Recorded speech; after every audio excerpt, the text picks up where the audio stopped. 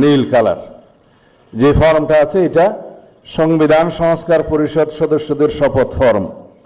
আমরা কেউ সংবিধান সংস্কার পরিষদের সদস্য হিসেবে নির্বাচিত হইনি এবং সংবিধানে এটা এখনো ধারণ করা হয়নি।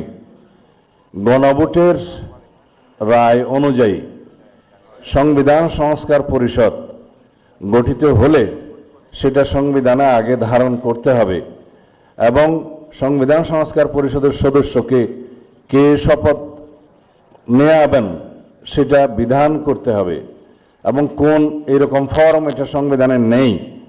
এই ফর্মটি তৃতীয় তফসিলে আছে সাদাটা, এইরকম তখন একটা ফর্ম সংবিধানের তৃতীয় তফসিলে আসবে। সেগুলো সাংবিধানিকভাবে জাতীয় সংসদে গৃহীত হওয়ার পরে তখন জাতীয় সংবিধান সংস্কার পরিষদের সদস্যদের শপথ নেয়ার বিধান করা যাবে।